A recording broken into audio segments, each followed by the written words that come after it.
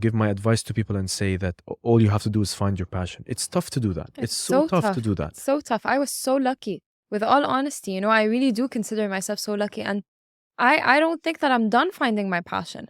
I really don't. I'm still 21 years old. I still have so much to go through. I'm still in university. There's so much I still want to explore and do. And genuinely, I was very lucky to find the direction in which I needed to go to. You know what I mean? I knew that this is where I felt most comfortable and most challenged and my happiest. I knew I could excel in this, and I knew that this was what I needed to do.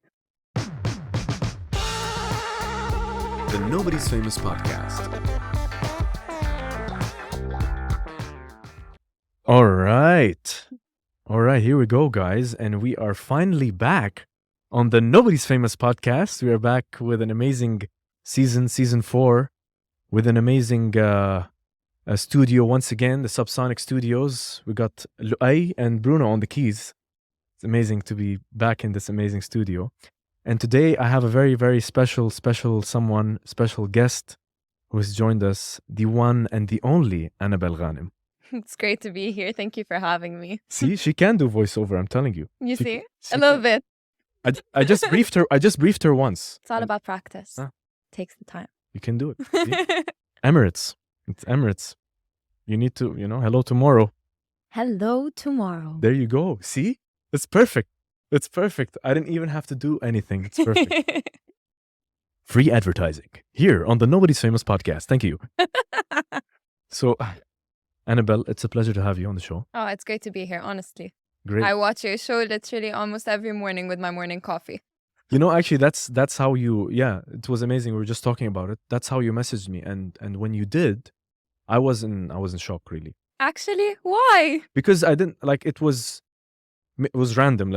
For sure, it was, when you sent it to me, it was random. And it wasn't something I expected. And I didn't think that it would, would be something that you would listen in the morning, because I guess, apart from some of the shows being a bit long, sometimes maybe you need to listen. There's a topic that being discussed. Sometimes you can play it in the background. I just didn't think it would be morning banter or morning I don't know. I feel like it's more of night banter. I don't know why. Honestly, I really like it because it's quite enlightening in a certain sense, because it's not just questions that are being asked, which kind of makes me nervous being here right now. But it's not just questions about, what do you do?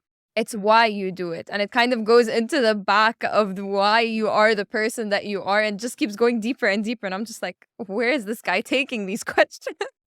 Yeah, it's just, you try, just to keep people guessing. No, it's great. It's great because it also, at some points, I actually caught myself kind of questioning oneself, with some of the topics that were discussed. So I don't know. I'm just really excited to kind of get there here, hopefully. Awesome. Yeah. We're going to have to peel the onion.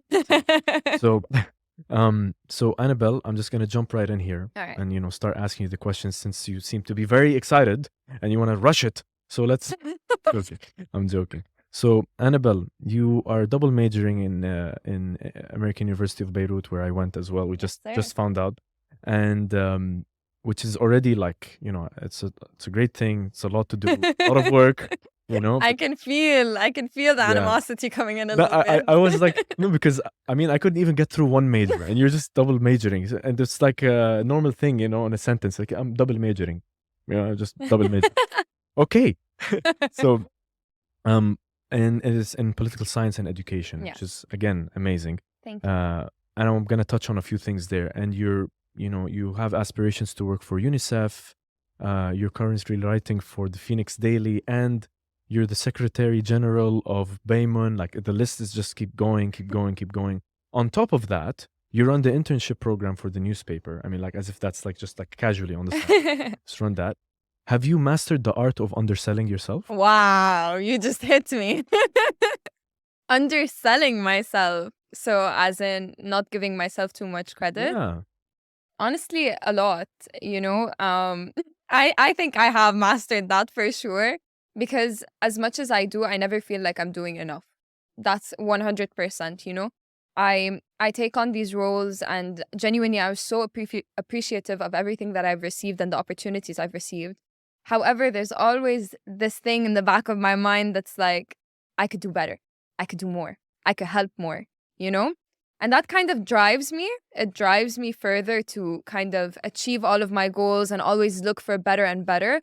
But at the same time, sorry, it's also kind of like, it's like nagging on you. Like, okay, fine, you're not doing it enough. You need to be better. You need to do this. So it could have some positives. It could have some I was negatives. just gonna say that's bad, and I've spoken about it before. Yeah. I've spoken about it like the imposter syndrome, and I have the same thing, by the way, the same fears. And if I'm doing something, it's not good enough. But don't you think that's a bit bad for you? No, akid. Sometimes it really does bring me down.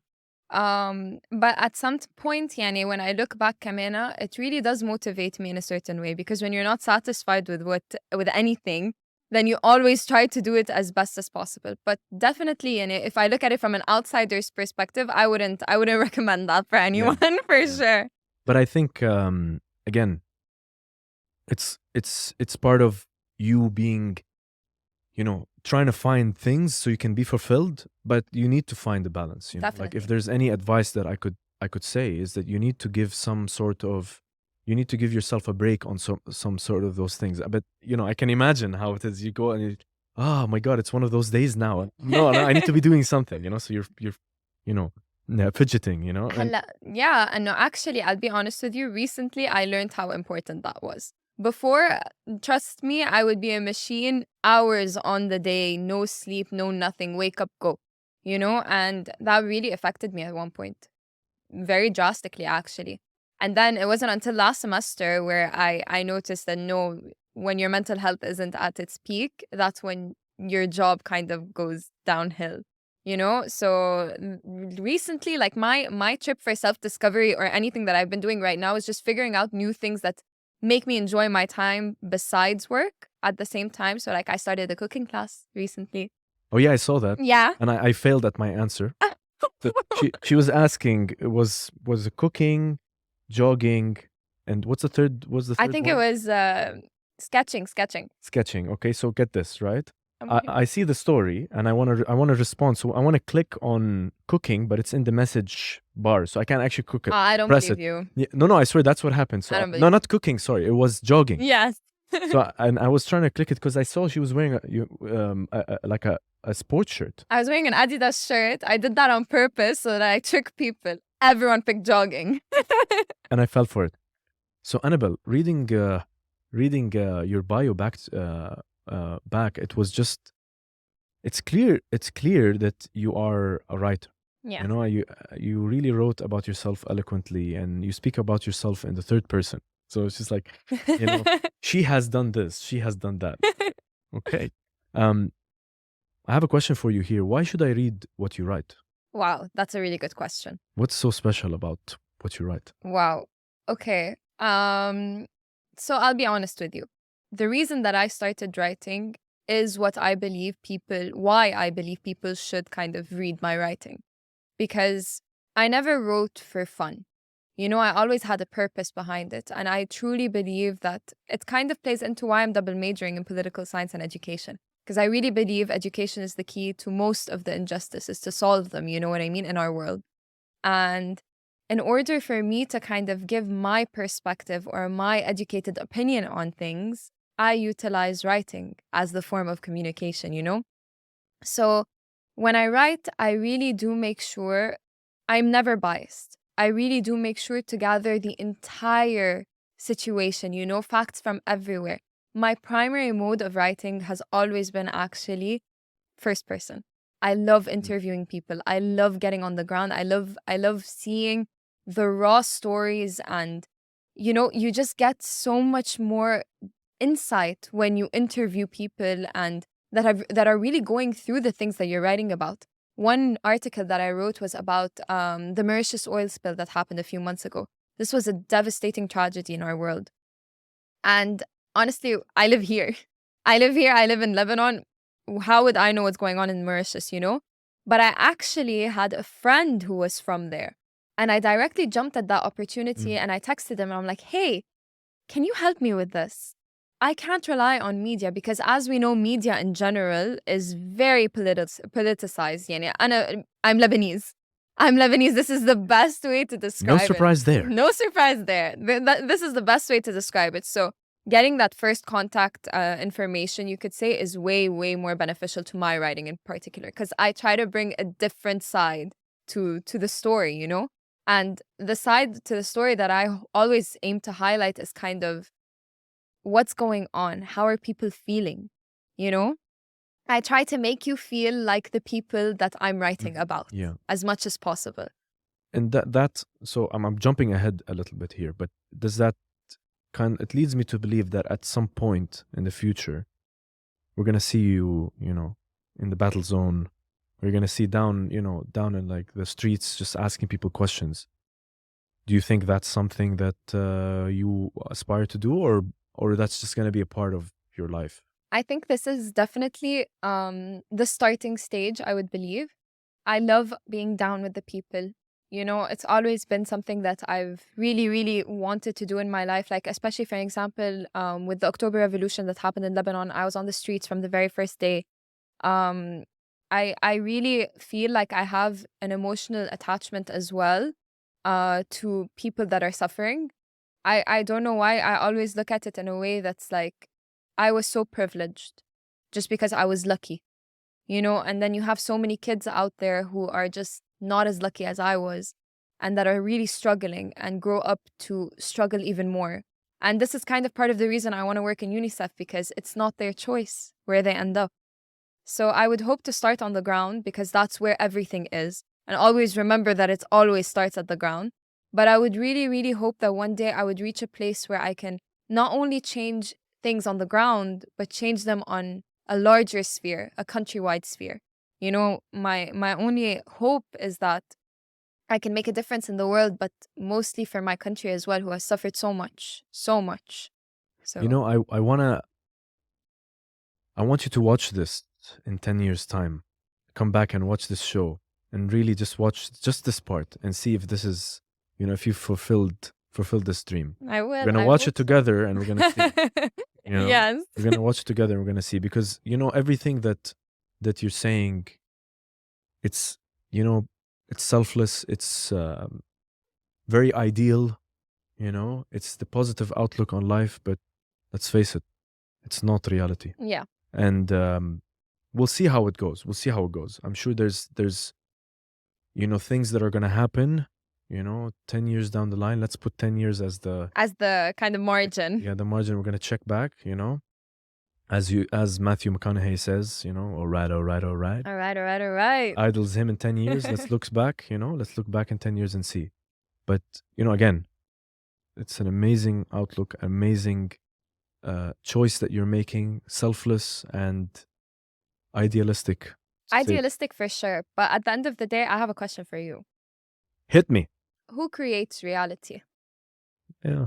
Who I creates guess so. reality? Yeah. If more and more people actually put the energy and the effort and, act on their true purpose in life, you can make change by smiling at a person. You don't have to be a politician to make worldwide change. You know what I mean? Everyone, in my opinion, has a role in life, And I really do believe when more people step up to the plate and kind of voice for the voiceless and play their part in the overall sphere, I think that's when our dreams start to become a reality and not just like an idealistic euphoria, you could say, you know what I mean? Yeah. No, I look, I didn't even have to sell it to her.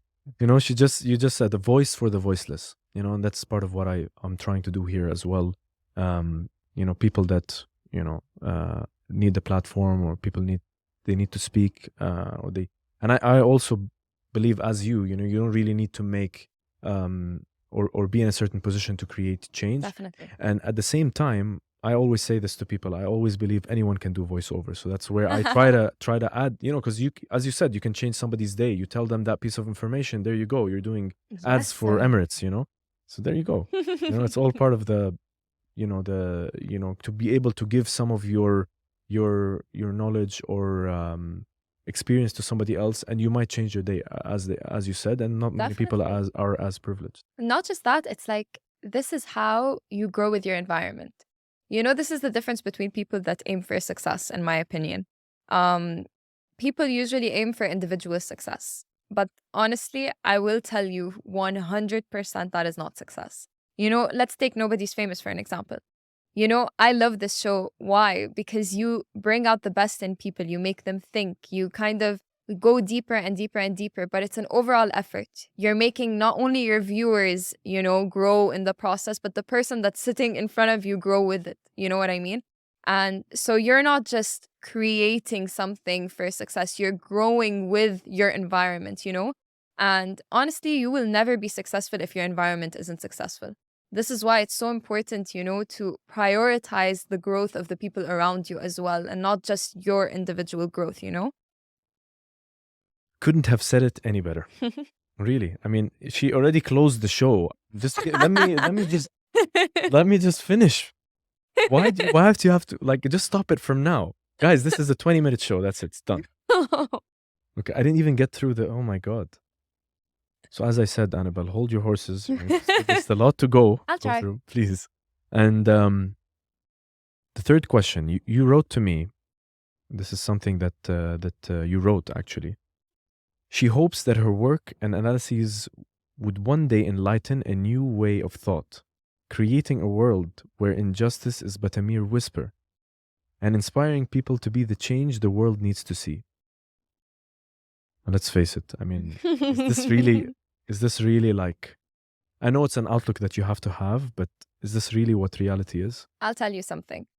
For starters, I feel like everyone should always aim high. Put your goal out there, even if it's a non-realistic goal. You don't have to have just one goal. As you go along with life, you always come up with new goals that you try to achieve. And this is definitely something the thing that I hope is achieved one day, Maybe not in my lifetime, but I really do hope that this gets achieved in our world. But realistically, I live in Lebanon. I am a Lebanese woman living in Lebanon. Without her family, might I add, they actually live here. So I got my fair share of experiences of reality and the harsh world that it is, with, you could say, police officials actually conducting forms of sexual harassment to people, the law not protecting you whatsoever, just maliciousness all over the country, But it wasn't, I went in wanting to study political science and education. But it wasn't until I was there that I was completely 100% sure this is exactly what I'm studying. When you see the people there, when you see the injustice that happens there, really, you can never forget it. I'm sorry, but we walk on the streets and we see homeless people begging for food for their kids. And that's just me going out of my university. It's a tough life. There's so much injustice. And definitely I agree that not one person can change everything.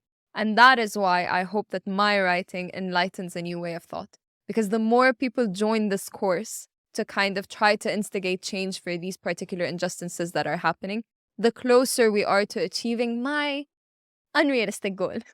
And I may be the obstacle to that, because I'm one of the first people who I'll say that, and I'm out of touch with a lot of the things that are happening, and that's because I've given up. I've given up. I don't blame you. Yeah, but that's I mean, and I've given up, but I shouldn't say that I've given up. But I'm it's the truth. It's the harsh reality that it is. I don't even there are things you just block out, and that could be with anything. I'm not just talking about my country in specific. I'm talking about anything. Sometimes you give up and you block out, and you just want nothing to do with it, and you find another path. And not that that's wrong, but again, with something like your country, it's a shame. It's a shame, definitely. I find it a shame, especially for Lebanon, because in my opinion, there's so much potential. Like, if it was in land that did not have any potential for resources or anything of the sort, I know that's the unrealistic dream, you know what I mean? But we are situated geographically perfectly. Our resources are phenomenal, okay? And when you see so much potential in something, this goes for anything in life, when you see so much potential in something and it's basically being dealt with in the wrong way. And in my professional and personal opinion, I believe my country is a complete hostage, and that's just so sad, because it can be great, And honestly, all of these topics, all of these feelings, all of these, these realities, they make you genuinely look at yourself and go like, how can I not do anything about this? Like, how can I just sit and see all of this happening and not have my hands or do everything I can to make it better? And I don't blame you, for an example, for giving up. The Lebanese case, Saraha, like, you have over 15 million people outside of Lebanon and 6 million people in the country. That number in itself is something, and I think even though you might have given up or any person might have given up on something, there'll always be that like 1% of hope that it does come to the idealistic world or the idealistic country or the idealistic situation that you'd hope for. Secretly, I have that, but we'll keep it hidden. We'll keep it hidden? We'll keep it hidden. Only on this podcast. Yeah, well, exactly. Because, well, there's a lot to unpack there, Annabelle, and there's a lot of information that we're gonna jump into, and I wanna keep going, with this. My next question is, what was the toughest piece you had to write, or rather, what was the most revealing piece you had to write? It could be that as well, and I can share my own experience as well of what I wrote, but feel free.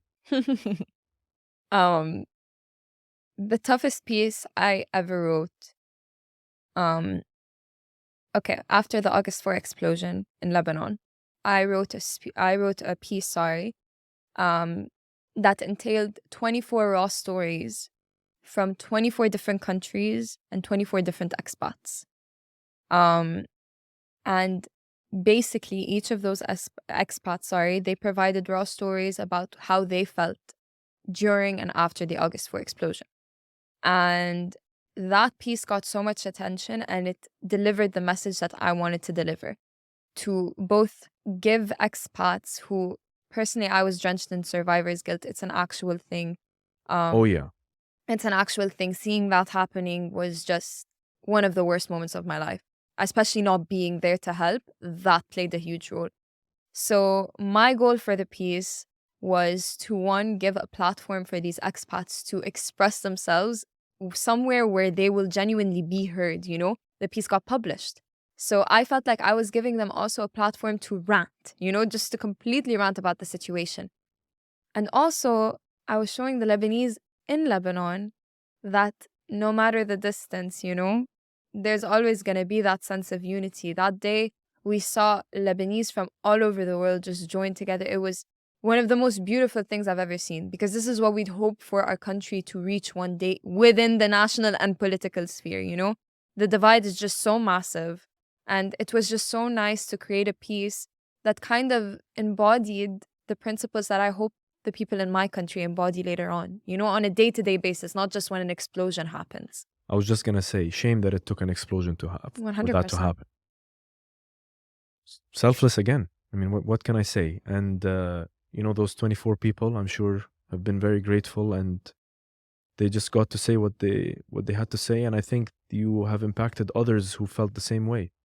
Given those 24 people might have, multiplied their voices for everybody else. I hope so. And yeah, no, I'm sure that happened. And now you telling me that has also helped me as well in a way, because I also felt survivor's guilt, not being there. And it's a bit bad because, that the notion of that concept is you end up saying, well, I should have died in that.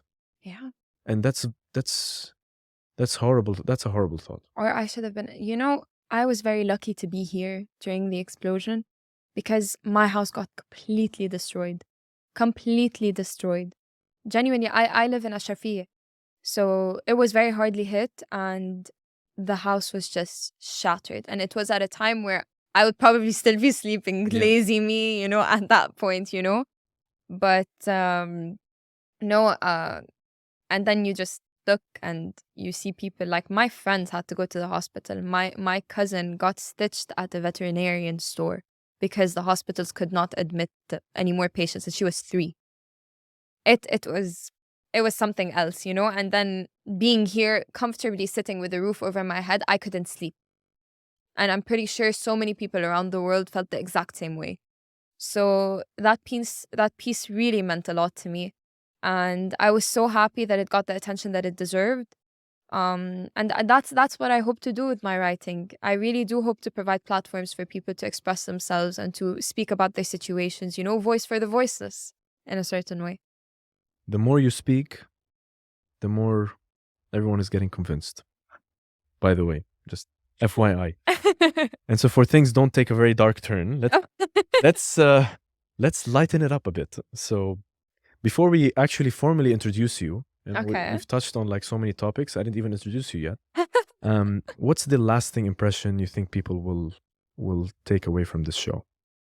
The lasting impression?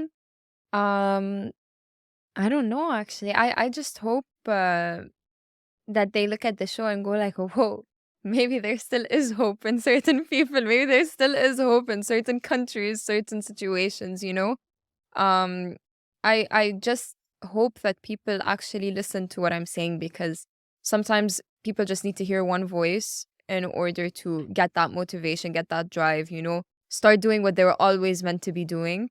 Um, Maybe enlighten a new way of thought through podcast instead of writing.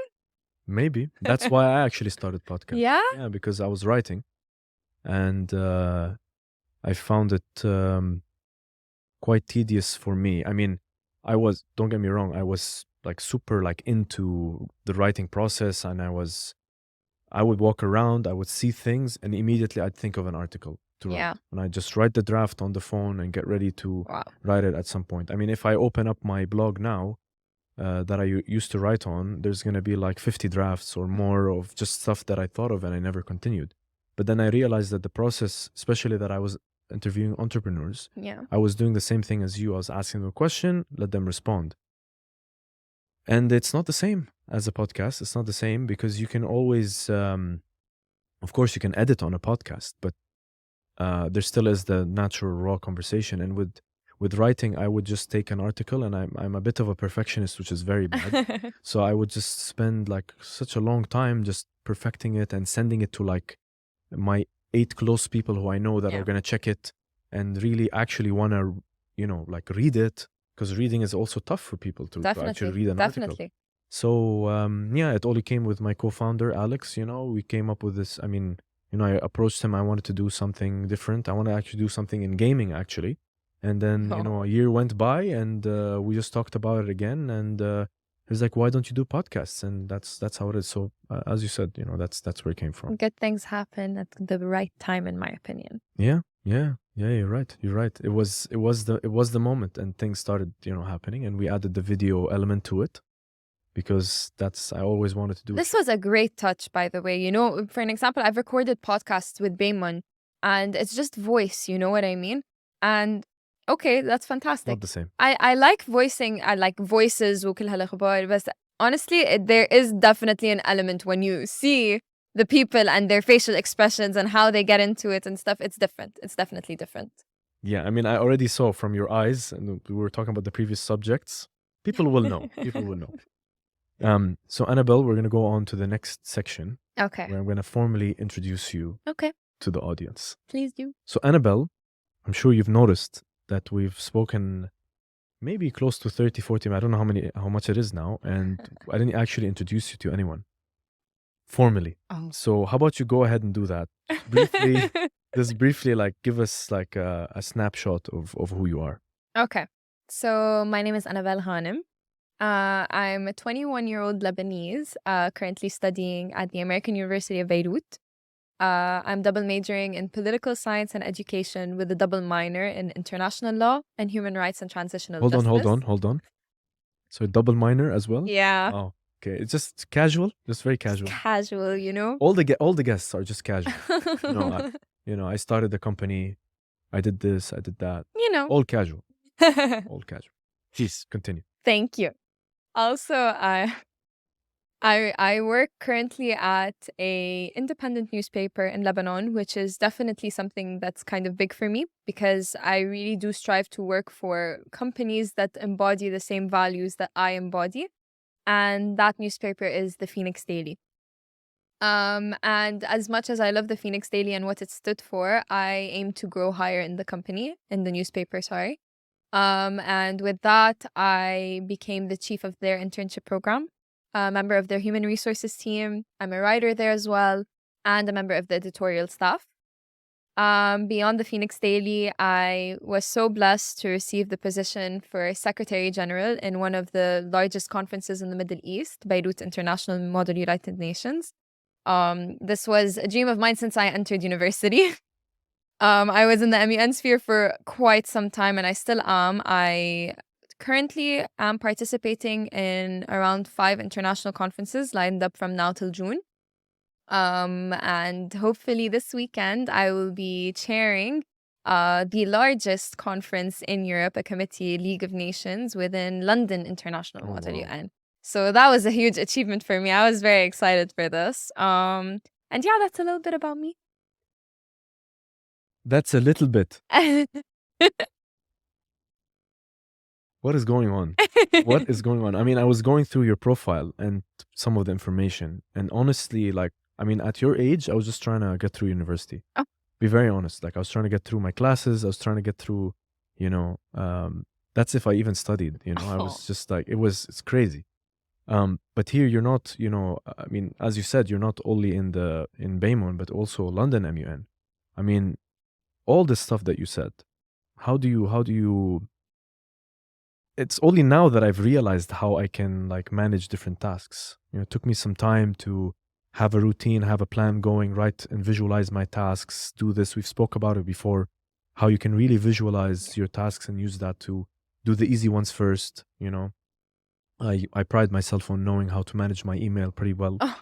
you know, but how do you juggle all these different tasks? For starters, I have a pink planner that I take everywhere. I love pink. So guys, males, make sure you have a pink planner. A pink There you go. planner. The You heard it color is first. important. You heard it first by Annabelle Ghanem. Literally. But basically, I love to surround myself with things that make me happy while I'm working. You know, I have a pink iPhone cover, a pink laptop, a pink planner, a pink everything. You know, pink is my happy color if you didn't notice. So I was gonna say, is your favorite color blue? yeah. No, currently it's pink. Ask me in a year, probably it'll change. But no, I like to surround myself with the same energy that I would hope to work in. But in general, I like to write things down, cross them out, highlight them out, moreover. But I will say my greatest advice in this regard is it's great to do so many things at the same time. Never pile yourself because you will go down a dark rabbit hole. But I do things step by step, you know? So for an example, the conferences that line up for me, they don't all happen at the same time. So I plan it very strategically, and this is where my calendar and my planner really come into play. I try my best now, after my very bad experience, to kind of separate everything that I do, you know? So for an example, in April, hopefully I will have a month of complete zen. Oh, amazing. Finish most of my work, line up the rest for May, and take my little break in April. But with the tasks, I genuinely believe the more spread them out as much as possible, and that's how you get the most work done. If you can spread them out, do that. You know what I mean? Don't be like me and sit one night and cram 60 million tasks, because you will not do 100%, and then it's not worth it. You know, especially you being a perfectionist. I don't think you can get through that. Yeah. I try my best to, because that's also an obstacle, definitely. Like, and we even like posted a tip about that. Is you know, and that's something actually that Alex said to me on the show, especially the first few shows. And as you said, you know, like he was like, don't let good be the enemy of perfect. Because when we first started, I was trying to make sure everything was perfect. Cut that out, edit this out, do this, do that. You know, we need to post at this time and post at this time and do all of these different things. But you're right. Like, you can give it 100% if it's spaced out. But if there's so many different tasks, if it's good, just let it go. Yeah. Let it go. Work on, you know, that's the task. Next time you'll do it even better. 100%. And that's some great advice, you know, that kind of never heard before, just to kind of like spread out the tasks as well. I think people do it subconsciously, but it would be nice to be active in actually planning the task. 100%. The tip is, the strategy is, and I cannot stress this enough, you be in control of spreading your tasks. Don't let your procrastination do it, because when that happens, that's mental breakdown. If you actually sit and take all of your tasks, write them on a paper, spread them out to yourself. This day I'm doing this. This day I'm doing this. You're never going to be stressed. But once you postpone it, okay, I wanted to do it this day. Okay, I'm tired. I'm going to do it tomorrow. You're going to feel so stressed. And I'm giving this advice, and I really do hope one day I properly take it. Oh, yeah. I'm the same, but I give advice and I don't. Literally, but this is... There's a word for that, but... What is it called? No, not gonna say it. Okay. Yeah. And on top of all of these things that you do, Annabelle, you teach the language that I love the most. Oh, really? Which is English. It's such a beautiful language. It's so lovely. I love the English language. I think partly because it was one of the very few things apart from economics that I was good at in school. I swear, I just looked at the report card, and everything was out of 20. And I just look at it, and it's like, yeah, physics 12, math 12, applied physics 13, all this stuff, chemistry 11, all this stuff. Economics 15. Oh, looks like a major right there. We're getting it. That's how I chose it, and even with English, I was looking and I was like 14. 14? 14? Yeah, it's better than 13. Zamatna. Yeah, and I was like, yeah, so it was one of those things that, school taught me really well, and I really enjoyed it, and it was kind of the main thing also that I used to watch things in, so, English language in general, it's so beautiful because it's the best language, in my opinion, when it comes to expressing one's emotions. It provides you a wide range of words and a wide range of expressions, that really, really tap into what you actually feel. So for an example, I find that كمان بالعربي, like in Arabic, I feel that as well. Although I'm not as well, educated in the Arabic language as I am with the English language, but I love the English language so much because basically it helps me express my emotions very well. Yeah, I mean, it gives you, as you said, gives you a wide range of words to use, but then having, the ability to put them together is just another challenge, because a lot of things can sound cliche, like what I just said, and a lot of things can sound... Yeah, it's the truth. I mean, a lot of things can sound cliche. A lot of things can sound the same. Yeah. A lot of things can sound repetitive, and you want to try always your best to somehow get that spark in someone's eyes when they read something in English, and there's that spark where people feel connected to the words, and it's very difficult to do that when it's a language that's so widely used. I totally agree.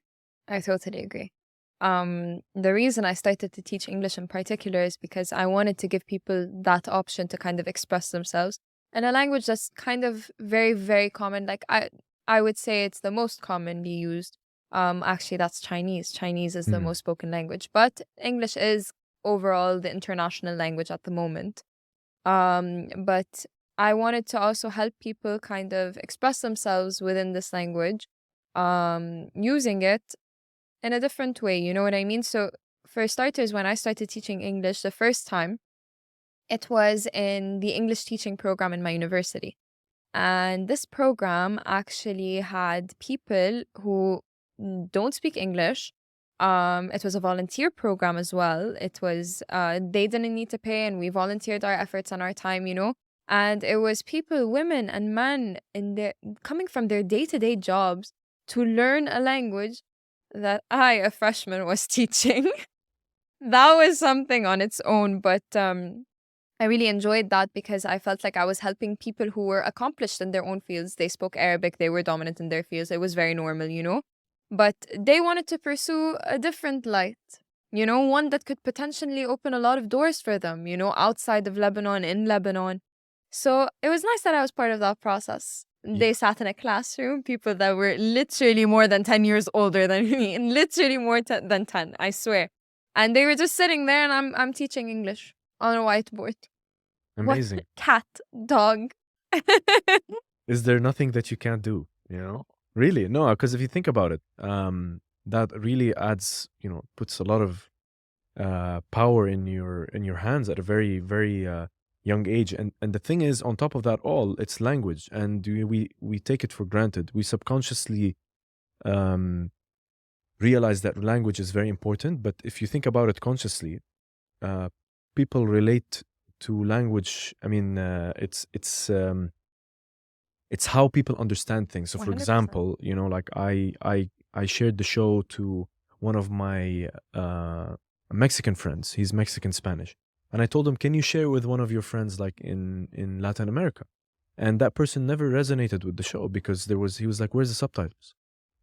And that's the thing, because when you're deep rooted in a language, it can really, you can create things, you can Oh, definitely. make a voice, you can change, we even talked about it here. One of the guests talked about it, the power of words. Muhammad Al-Qahtani. Yeah. Mir Al-Jabri was my guest, and he talked about that. And I watched that speech when I was creating one of the videos to promote his episode. And he's right. The language, we take it for granted. But if you can say things the right way, Yeah, you can blow someone's mind. for sure. And especially in politics, you always have to be politically correct. So the word choice is quite necessary to master. But I totally, totally resonate with you. My only regret is that I don't know more than 3 languages. Like, I hope that one day Spanish is my goal for this summer. I'm going to ace Spanish and get that language on my list. It's it's I know very little, and yeah, you can do it. You Hola, can do it. ¿cómo estás? Bien, ¿y tú? Muy bien, gracias. ¿Cuántos años tienes? How old am I? Yeah, see, I caught her. It was like a Mexican standoff, and you have a fluent Spanish speaker in the room. Bruno. Yeah. Yes. So hey, Mexican standoff. I won it at least. But I will say something. My mom used to always tell me when I was a kid that a language is an extra key in life. Every time you have a language, you have an extra door that just opens Yeah. for you. So I find it extremely important, That is amazing. I would love to talk about language, and Spanish in particular. I love that language. I love it, and I had the pleasure of actually learning it, and from an amazing teacher. I can't remember his name. Bruno? No, I wish Bruno, but it's not Bruno. The Bruno's on the keys. I wish. So Annabelle, I want to talk to you about your work. Okay. I think it's very important we touch on some of these things that you have been working on. Believe it or not, I have been on I think people compare it to Model UN. I've been in the Global Young Leaders Conference. Oh, no way. Yeah, it was 2006. I don't even know how I was selected. I mean, my SAT scores were nothing that you could, like look at that. Oh, that's pretty good. It wasn't like even that, it was less than that. I don't know how I got chosen. And we had the pleasure of going to New York, Virginia, Washington, D.C., and New York as well. And it was an experience of meeting people, and you represent a country and all that stuff. It was very interesting for me going through these debates and talking about the high level issues, which you guys do as well. I mean, quickly, what's so different or special about Beymun? Wow. For starters, I can definitely say it's an entity that this year has been taken to a whole other level. And it's not because of me, it's because of the team I have. Genuinely, my team is absolutely top-notch. It's different because it really does bring people from all over the world. When it was face-to-face, we'd have people from France, from America, from Africa, all over the globe. And it's crazy. And now that we're virtual, this kind of opens the doors for more participation and more diversity, you could say. But this year, we took it to another level. Like, honestly, I was so proud because it went from being a Model United Nations conference to a whole entity that's inspiring a large amount of our country and a large amount of the population. We opened our blog. We opened our podcast. I was just going to say, you have a blog, you have a podcast. We have our weekly roundups. We started to kind of raise awareness rather than just post about our conference, Try our best to give back to the community, because at the end of the day, the youth really have a great impact in our world, and especially in Lebanon. So using the platform that we have, we really try day by day to kind of give back to that community and provide that intellectual aspect, farther than just the conference. And then behind the scenes, we're recruiting and we're working hourless nights. But it's genuinely been such an amazing experience so far. And the conference is set for May, so I cannot wait to see how it ends up, honestly. Yeah, I was looking. It's actually very close. It's amazing. And talking about that conference, what does it take to actually organize it? For starters, it takes a great team. I will be very honest with you. This year, all of the odds were set against us. For me to take this position, I had to think more than twice. It's a virtual setting. Beymun has never went virtual. The circumstances of funding within the country with the lira depreciating, it's absolutely insane, but I decided if anyone's going to take it this year, it's going to be me, and it's going to be the best year that ever crossed Beymun. That was my mindset. And step by step, the team started to form. Some of the people that are on the team I've worked with previously, and I motivated a lot of people to join because I knew this was the right thing for them at the moment and the right thing for Beymun as well. And day by day, I met some new people. I got some familiar faces on board as well. And we ended up with a primary team fully of women. Nice. Fully women. And young also. Young women. Yeah. And now we have a team of over 100 people working on Beymun in all of the different departments. But the fact that the primary team was all very randomly selected women, the applications that came in, there were only 2 men that applied and one of them skipped their interviews. But to see the level of quality and dedication and work ethic coming from a gender that is without a doubt, the inferior gender, you could say, in Lebanon, quote unquote, to the political scene. To see that political drive and that energy and the work ethic coming from a full team of leaders, of women, you know what I mean? That was one of my greatest accomplishments, to be part of that team. But in general, the team is over 100 people, over 100 people, sorry.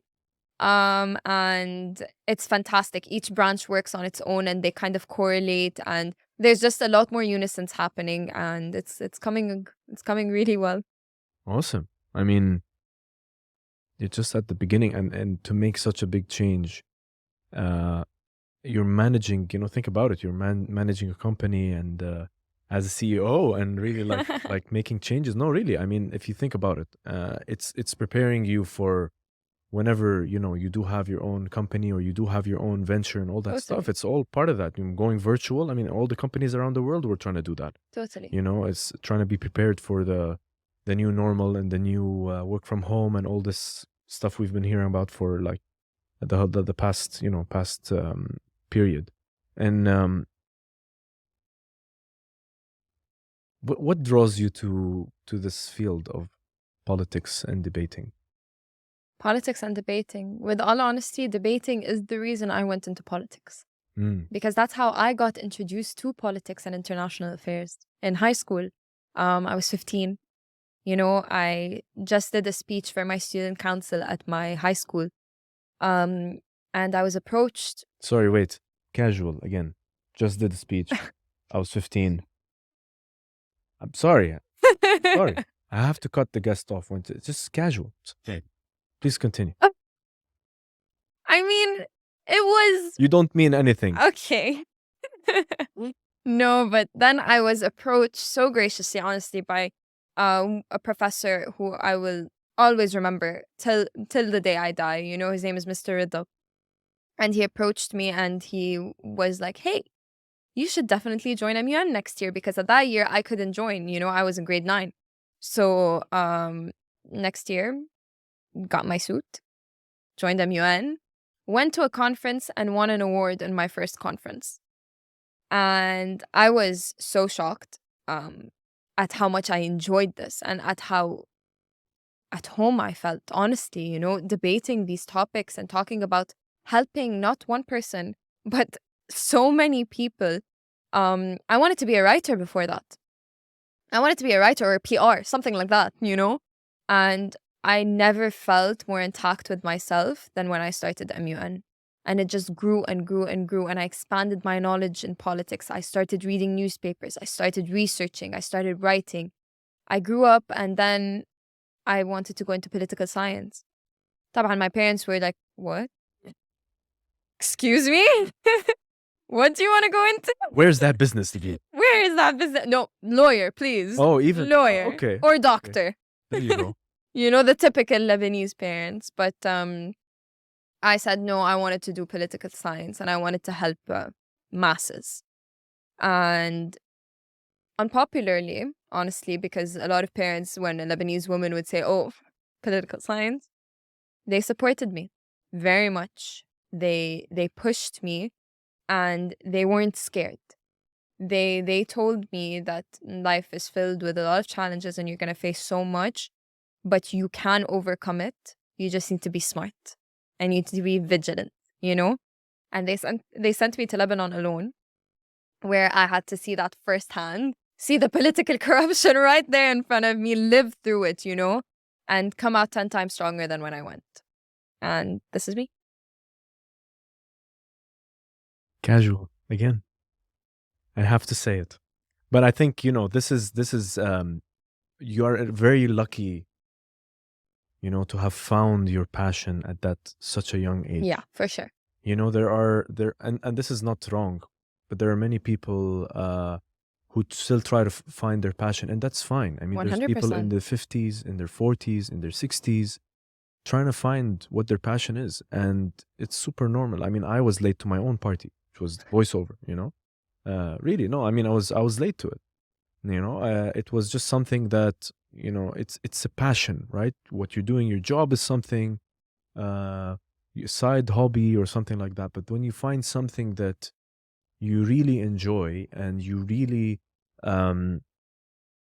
are so engulfed in it, it becomes effortless. And when you were talking about how you started reading newspapers, getting into politics, doing research and writing, etc., I would guess without even knowing that it was effortless. Yeah. Because it was something that you were so, it would flow with you. And this is, you see, the thing is, like, I don't want to also, discount this whole thing and give my advice to people and say that all you have to do is find your passion. It's tough to do that. It's so tough to do that. So tough. I was so lucky. With all honesty, I really do consider myself so lucky. And I don't think that I'm done finding my passion. I really don't. I'm still 21 years old. I still have so much to go through. I'm still in university. There's so much I still want to explore and do. And genuinely, I was very lucky to find the direction in which I needed to go to. You know what I mean? I knew that this is where I felt most comfortable and most challenged and my happiest. I knew I could excel in this, and I knew that this was what I needed to do. But a lot of people don't get that, and that's more normal than what happened to me. Exactly. You know what I mean? And that's completely okay. But the only way that you get to do that is by putting yourself out there, immersing yourself in different things around you. You know what I mean? Take a cooking class. I swear it's really fun. I actually found out I was a good cook, would have never thought. But genuinely, you can find your passion only when you put yourself out there and try to find it. You know what I mean? You're not going to find your passion just sitting at home and being lazy. Oh, I don't have a passion. That's just laziness. That's just laziness. Yeah, this is the segment called Mic Drop. This is where we give you a microphone to drop. Actually? Well, I don't know. Check with Bruno. He just went outside the room. I don't want to drop a microphone. We need to add this as a lower third or like a thing coming in, This is the mic drop segment. Because we've just had a lot of... See, we don't even need it because she's just like... Then you can put like the cartoon mic. Inside this camera. Into this camera. Emirates, hello tomorrow. I'm going to say that way. Emirates, hello tomorrow. Wallah, I'm getting better at this. You are. I'm telling you. I can drop the microphone? You're gonna drop. Oh my God. What if I break it? What if I break the microphone? Baby, sure. I don't want to drop it. You can? Okay. Is it meaningful? So for the editing, let me just go and Bruno has just keyed in. This is called the mic drop segment. Annabelle, please do the honors. Oh, gotta love it. That was very satisfying. Thank you, Bruno. We'll just keep it here in case there's another mic drop moment. Because there seem to be a lot these days. Yes, sir. So Annabelle, well, I wanna move to the bonus question round. Before I do that, I wanna ask a few more about Beymun. Sure. What are some of the difficult topics that you discuss in the conference? Oh, wow. So this year, the committees are quite diverse, with the COVID-19 era that's going on. We didn't want to go with the typical WHO, World Health Organization. So Model United Nations, they simulate, just for the audience, they simulate kind of committees within the UN that take place and do world affairs. So we wanted to go with a different route and kind of encompass the overall situation from the economic perspective, to the environmental perspective, to the aviation perspective, to the drugs and crime perspective, which is my absolute favorite for this year, to be honest. And so much more, nuclear and etc. So the topics in general range, I feel, from, because we do have advanced committees, then intermediate, then beginners. But they're quite challenging, might I add. I think I would have to do my fair research even now, Yeah, I've seen the topics like on the website. I saw them and there's quite a lot. And I think you give the impression that now I understood from you that they will change year after year. Oh, yeah. So Definitely. Like, for an example, this year we tried to diversify it as much as possible. Like, we're going Beymun 2021 virtual. It's going to be the best year that ever came across, So we really tried to step it up with topics. But when I was chairing, I actually chaired Beymun 2019 as well. And I chaired an intermediate committee, and it was UNESCO. So we were discussing World Heritage sites, and their preservation, and those are particularly very, very subjected to attacks and dismantling and seizing and etc. So it was quite a heated topic. And at Beymun, they don't joke around when they're doing their presentations. They go full out with actors, crises. Oh, wow. Yeah, we really do provide that like experience, you know what I mean? So it's very interesting how we're gonna do that virtually this year. Yeah, I mean, look, I guess the fact that you're continuing to do that and still be relevant, already that's an achievement, to be able to coordinate the team of 100 people, but everybody around who are going to be participating, like all the attendees and all that stuff, to be able to keep them engaged and to do that. But, clearly it's no challenge for you. Not just, honestly, I really do have to give it to the team, because the team is absolutely fantastic. Shout out to the team. Wow, like big shout out to all of them, each and every one of them, to the chairs and to all of the heads and the members. Every single person on that team, I'm telling you, we're over 100 people. Every single person has a huge heart and a huge drive for this organization. It's phenomenal. That's amazing. And if there's any piece of advice I could tell you from Andy from The Office, what he says in the final season, he says, I wish there was a way to know you're in the good old days when you're in the good old days. Oh, yeah. So just savor this moment, Mm-hmm. when you actually are with a team of people who have huge hearts, who have the drive and the passion. Just savor that moment, Oh, yeah. If there's any advice I could give, just imagine that,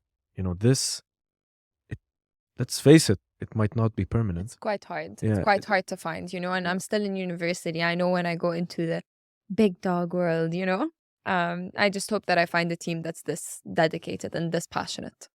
Well, hopefully you will. And that leads me to the final question of this section is, when do you actually hate your work? When it starts becoming a burden. When it starts becoming a burden on you. For a while, last semester, I will be quite honest, I forgot why I was doing what I was doing. Because I had so much on my plate and I was drowning, like properly drowning in a tsunami, I stopped enjoying it. It started to become more tasks that are chores. And it was never that for me. It was always with the right purpose, the right intentions, and the right drive behind it. But because I was so overwhelmed and my mental health was absolutely destroyed at that point, I hated it. I needed a break. I didn't want to do this anymore. I wanted to leave, And my friends really did pull me out of it a lot, and my parents as well. And they told me, they kind of opened that door for me to kind of take that extra step and leave a couple of things. I was participating in a lot more things during at that time. And I left the certain things that I knew were not right for me at this moment, cleared my schedule a bit, took care of my mental health, which is so important. I cannot stress how important it is. Once I got my mental health back, up and running and happy, positive, Annabelle going about her day, my work just became so much more fast paced, so much better. I felt like I was back in control of my life. So always remember why you're doing what you're doing and prioritize your social life, because it's what will get you through your professional life. If you don't have a social life, I can guarantee you you're not going to do your job happily. It's so important. They're equally as important. Mic drop. Go for it. See, because there's, Thank you. that's some advice to mic drop segment, and you can't use that anymore. Did it go? It's there, but it's okay. There's some great advice to actually. I want to say to even like CFOs, CEOs, CMOs, all these O's, to all the people in who are heading Big companies. big companies. It's very important. I didn't expect you would say social life. I was expecting for you to say even mental health, but you're right. The friends don't see things the way that we do. They don't see all the tasks and all the stuff. They say, well, you're good at doing it. Just take a break and do it again. Yeah. Or just take a break and take a step back. Give yourself some space. They really don't see all the details and all the different things, because they are probably could be perfectionists in their own lives, but they're not Exactly. perfectionists with yours. Exactly. They just see it how it is, and they tell you that's wrong. You need to give yourself a break. And yeah, I just didn't expect that answer. So it's great. No, definitely. But sometimes, that's also sometimes problematic, because when you're also, so for an example, in my case, my friends are my greatest support. You know what I mean? They support me in all my endeavors, even if they don't understand it, But sometimes it's a bit hard when people don't understand how task-oriented and how demanding your work is, you know what I mean? And to try to explain it becomes a tedious thing. And that kind of, for an example, when you're down, and then, for an example, let's say you're busy and you're down, and then people are telling you to just take a break, to just relax. And you can't. You have these deadlines that are right there, you know what I mean? Like, you understand how much you're going through. They are coming with good intentions and the right thing to do. But it's just sometimes you feel like when people don't understand you as well, that it kind of gets, you're in a bubble. You want to take a break, you can't, because this is the case. People are telling you to take a break, but you can't because this is the case. So at one point you just, whoo. Yeah. That happens to me. Yeah. All the time. All the time. Gosh. So Annabelle, I want to say we've reached the bonus question round. Ooh.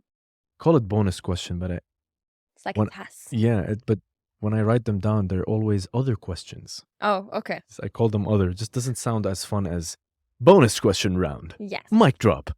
It doesn't sound the same way. I don't have a microphone anymore. Yeah, it's Bruno. Yeah. So with the bonus questions, maybe two, I would say. Okay. Two. Tell me, I want you to tell me what you feel about Lebanon right now, but not from a political perspective. I want you just tell me, what do you really feel? Just, how do you feel about Lebanon? I love Lebanon so much. I can't explain to you how much I love it. Like, I have deep love for my country. I'm so proud to be Lebanese. But I'm so sad. Being Lebanese is a blessing and a curse. This is the best way I could describe it. It's literally a blessing and a curse, because we're forced to live outside of Lebanon if we're lucky. you know, to provide a good life for ourselves, for our future families, for everything like that. But at the end of the day, who wants to live away from their home? You know, I think we all hope one day that we can go back to a place that opens the door for opportunities and opens the door for a proper and substantial life for us. But I don't blame the country, and I think that's what holds me so close to it, because I really do see Lebanon as a hostage. You know, not even politically, sorry, but it's just so beautiful and rich and filled with potential, and it's just being completely wasted. And that's what hurts the most, because it's like our mother, and our mother is not being glorified or, you know, respected as much as we would like hope her to be. So that's how I feel about Lebanon. Again, beautifully said. And I know for sure I'm not doing enough on my part. At least I try a bit on the show to ask people questions like this. I mean, we've had people talk about few things, social issues and stuff about Lebanon. I know that there's more that can be done. And I'm glad that I had that conversation with you to give you the chance to even say that. And I felt, you know, I was writing that question. I was thinking, I want to ask her that. I want to ask her because I don't know, I didn't think you were that passionate, even with, you know, how you answered in the beginning. But I just felt, let's add something like that. Let's see how it goes, you know, let's add something different. And I'm glad that you briefly shared, like, it's a brief explanation of the situation. And surprise, surprise, it's debate round right now. Oh my Yes. God. Yes, since you love to debate, I wanna keep it quick and maybe just choose a topic, and then we can debate about it. I choose the topic. Yeah, hey, Secretary General Beymun is asking. I choose the topic. You choose it. Ma مجرب, I'm trying to give you a fair shot. Oh yeah, well I've had many shots now. I've done. That was your turn. Okay, let's talk about Put her on the spot. Okay, let's talk about not something too political. Of course not. Let's keep it. Okay. Where would you rather go for the summer? You know, Italy, or let's say Japan. I was hoping she wouldn't say Japan. Why? So you go against Bruno? No, that's not the case. If there's a choice, and mind you, I haven't been to Italy in I've been to Italy when I was very young, and I've been to Italy in 2013 when I was a bit older, and I loved Rome. It was absolutely beautiful, and Yeah. I'm a history buff. I just love that So am I. period and the cobblestone and the wars Mhm. and the Caesars and all of that stuff. I love all of these things. But when you put Japan, right? When you put Right. Japan, I'm sorry, you lost me. You can take Japan. I'll take Italy. Okay. Go ahead. So I guess we're not traveling together this summer then, I guess. See, look, let me tell you something about Japan. Go ahead. Okay, I've been 3 times. One time I was very lucky to go because of work, Okay. and once I went for my 30th birthday 2 years ago. She's not interested. She's like, I'm very interested. I am am I passionately listening convincing to you to go to Japan? You Oh. didn't start yet. Okay. No, but I didn't realize it was going to be like that. So here we go. Okay, wait. So I just properly sat down right now. The first time I went to Japan, it was so spontaneous. I went with a friend of mine. And I didn't really build a plan before I was going. I went, I experienced the trip, and I did some research, and I went daily to do the stuff that we wanted to do, to the geek side, to see food, seeing the temples, just really understanding like the culture. And I did some of my research before. I mean, he just went, but I did some of my research, like how to hold the chopsticks, how to eat sushi. On the cultural some of- aspect. Yeah, just some of that stuff, just so that, because I know that they're very in tune with their culture, and all of them are just give me a chance. Give me a chance. I'm not saying a single word. Okay, but your facial expressions. I'm not doing anything. And I just got so like into it. I really just loved how things were, you know? So I went, and I ended up we ended up like just experiencing the whole thing. We went to a kabuki theater. We went to Kyoto. We went to all the temples there. We were in a spa open to the mountains. So Wow. the spa was hot water with cold breeze. We had amazing food, sushi. In the morning, breakfast in the Tsukiji market. We went to the tuna auction, which is very historical, and you get to see. I never knew tuna was this big, man. I never knew that. So I'm so ignorant. I never knew that. And they only take 120 people per day in the morning, and you don't owe them nothing. So as soon as you do a mistake, they kick you out. Oh, wow. So I read it online. I was like, okay, tuna auction, you go. You have to be there like 3, 4 a.m. in the morning. You go, you sit, you wait for your turn, you go, you watch the auction, and then you have sushi for breakfast. I was like, yeah, I'm going to do that. It was just something I wanted to do. Yeah. And as much as I can say Tokyo is amazing, once you get to Kyoto, you just forget everything else. Yeah? Because Kyoto is it's just another world. It's just another world. It's another experience, just with the temples and the more relaxed kind of setting to Tokyo and all of that stuff. And I didn't even go in the Sakura season. So it wasn't even the season where everybody wanted to go. So in 2015, I created a trip for myself that I only built after I did the trip. Okay. I didn't make a trip and then go. So it was very different. I made a list from that trip. And it reached a point where I met somebody not recently who we started talking about Japan, and we started talking about, I was telling them how much I loved Japan and how much I loved all of this. Turns out they had my list, and the Excel sheet that I had sent to friends, my turned out God. they had that list that they were using. And she would say to her friend who made a plan like me, saying, oh, but Ali said, and that person was like, I don't care what Ali said. We're doing what I'm saying on the list. It went that far. Oh, wow. And it just really showed to me that was one of the most amazing trips that I had done, because I really experienced it A lot. in my own way a lot and all of that stuff. And it was just even better when I went the third time, because I got to go again with just one person. And just, I went to Senkakuji Temple again. I just went to Tokyo Ramen Street, 8 of the restaurants in that place. They keep changing. It's just some of the best ramen you can ever eat.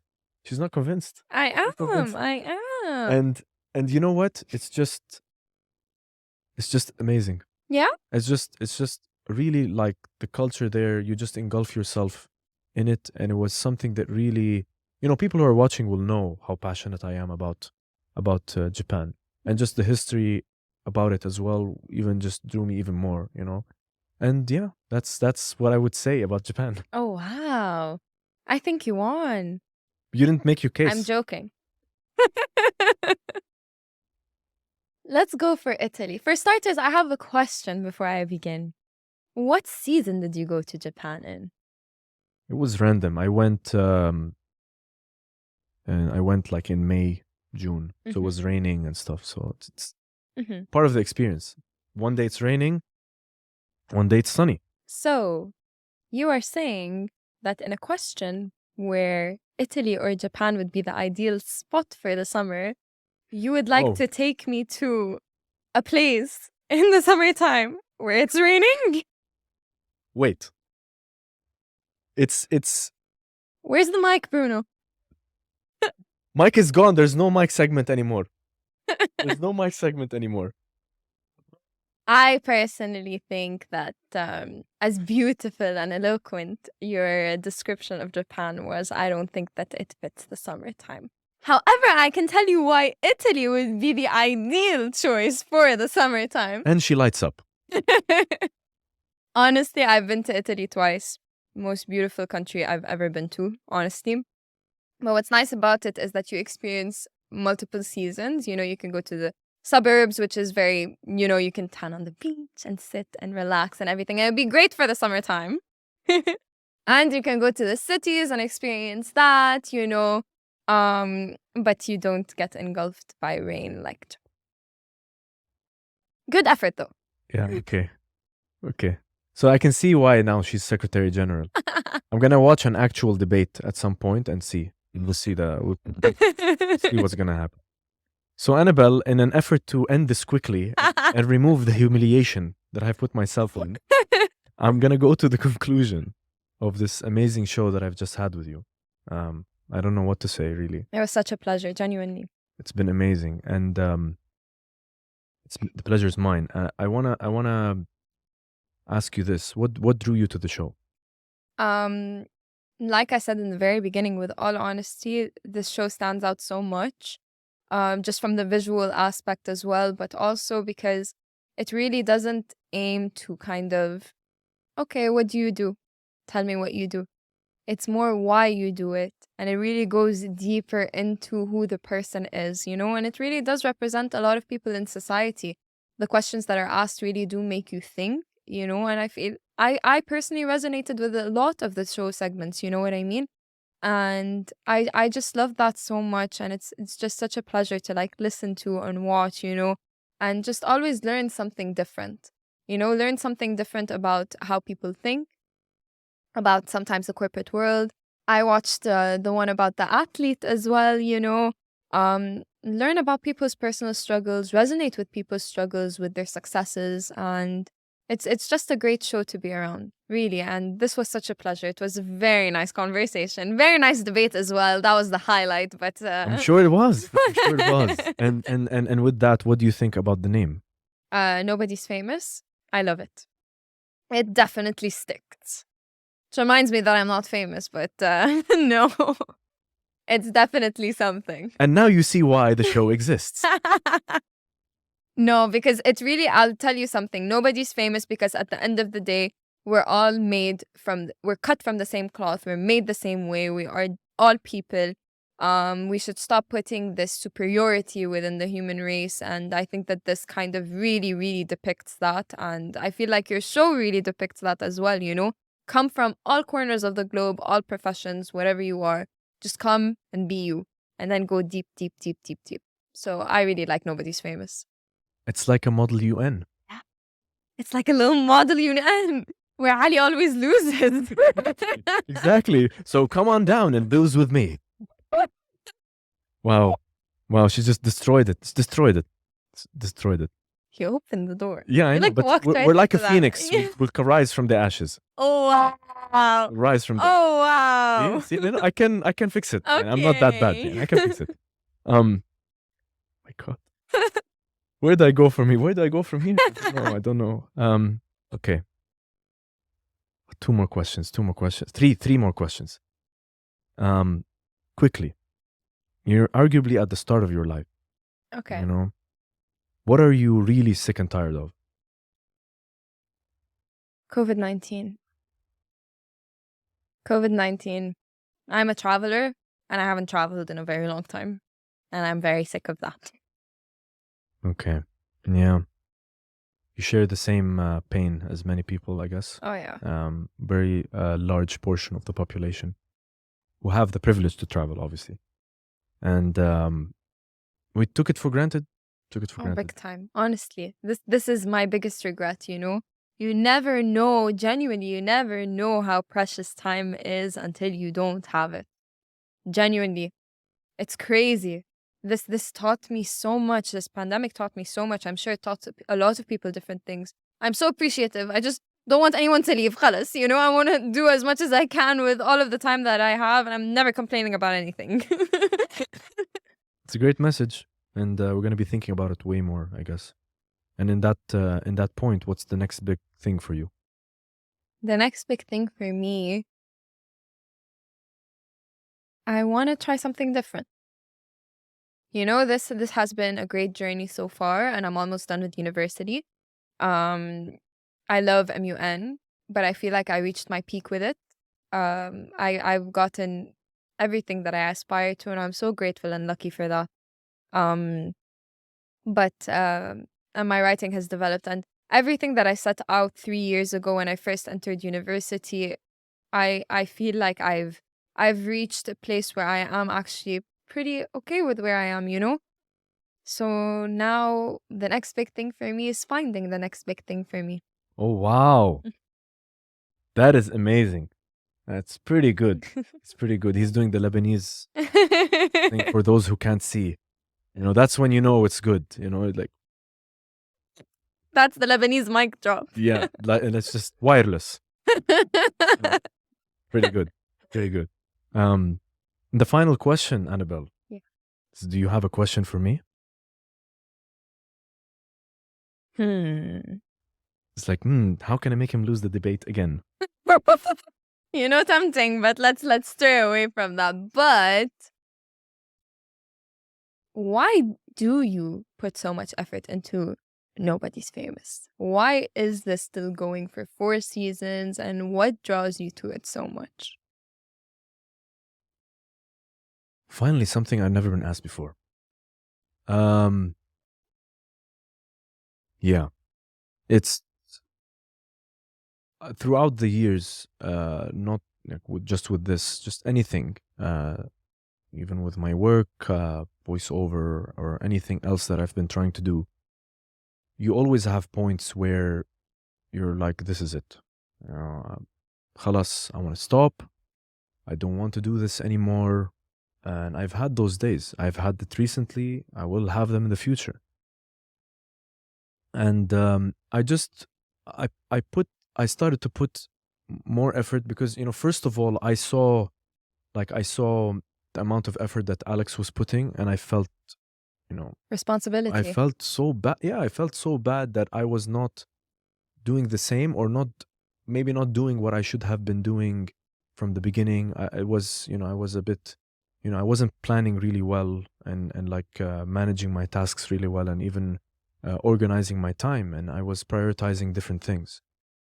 And as the years passed, and we started doing the different shows and all this different stuff, we started to get feedback and people saying, keep going, do this, do that. I really learned from this show. I really learned from this experience. I really learned from this person. And I wanted to also, same thing with Bruno. Bruno, the amount of time he's giving me and the amount of effort he's putting, it doesn't make sense that I don't do the same. It doesn't make absolute sense. As you said, you were talking about your team and stuff. It doesn't make sense. Like, even if I'm the face there talking, and that's literally what the show is about. It's the show that is showing that there are people behind the scenes doing stuff that you might never see their face, or if you see their face, it's not like me, for example, on the show. That's why I wanted to showcase people like songwriters, ghostwriters. Like, nobody talks about those people. Nobody talks about the project manager in the back room doing that amazing concert that you just spent your night on. Nobody talks about, like, for example, I did that show with the goalkeeper with Nikita Hyken. I mean, nobody talks about, what they do in the back room. They talk about, what are the discussions that they have? How does he keep the team going? It's just all these discussions with people who really are not in the spotlight, that put so much effort. Wow. Right? They put so much effort. And that's just the way that it is. I'm not here on the show to come and change these types of things. But you are, in your own way. You're providing a platform for people that are not usually in the limelight to, have their fair share of telling their stories. You know what I mean? And khalas, media is really, really publicized on a particular thing, and you actually put the effort and the time to kind of bring these different people that are in the shadows, and give them that platform. That's instigating your own kind of change. Yeah, I guess so. I mean, I agree with that. I just really want to give, again, to circle back, voice for the voiceless, and give the people, as you said, in the shadows, give them a chance to really showcase their skill set. And those people who are doing all of that work behind the cameras and behind the media and all that kind of stuff. Because without them, there the would not be anything for the media to cover. Yeah, indeed. And so for the short answer is, how can I not put this much effort if, people who believe in this as much as me are putting the same or even more amount of effort? And because it's something that I believe that I am good at, and I can do more, and I can help, and I should be doing more. Pretty good at it. I can be casual on my own show. Pretty good right? at I can be casual. I'm holding the mic, right? And with that, Annabelle, I want to say that we have unfortunately reached the end of Oh, this amazing discussion that we've had. Do you have any final words? I'm just so grateful to be here, and this has genuinely been such a blast. And I can't wait to watch myself as I drink my morning coffee. That's gonna be interesting to see myself on this podcast, but it's genuinely been such a pleasure. And the conversation just took its own turn, and that was the best part of it. So I really do hope that a lot of people watch this and get inspired from this, and really do take the time to not only find their passion, but to make a difference in their own way. You know, to actually get out of bed and say, I'm very relevant. I am relevant to the current and the overall sphere of life, and just play your part. I love it because you did that. You did what you said the beginning and the middle part of the show. You really did that. Thank And you. if people can take you as an example, I mean, there's so many things that you've done already.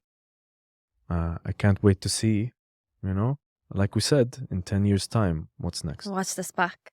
Watch this back. With that, guys, we have reached the end of the show on the Nobody's Famous podcast with the one and the only Annabelle Ghanem. It's been an absolute pleasure chatting to you. Make sure you check her out. Annabelle on Instagram, right? Annabelle Ghanem. Annabelle Ghanem. Easy name, And make sure you check out Beymun, the podcast as well. Beymun podcast, the blog, Thank you.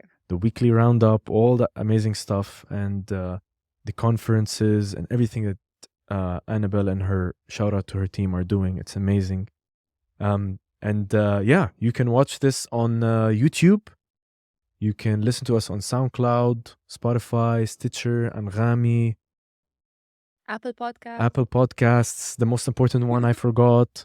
All this different amazing stuff. So keep liking, subscribing, debating. But please don't lose like Ali. There we go. That's something that you guys must not do. Do not lose like me. Or lose like me. Come join and just lose. I don't think you want to be a loser. I don't think anyone wants to be on that side. You can come on my team. For sure, we're bringing you back. And it's been an absolute pleasure. Make sure you check us out, and we'll be with you all the way.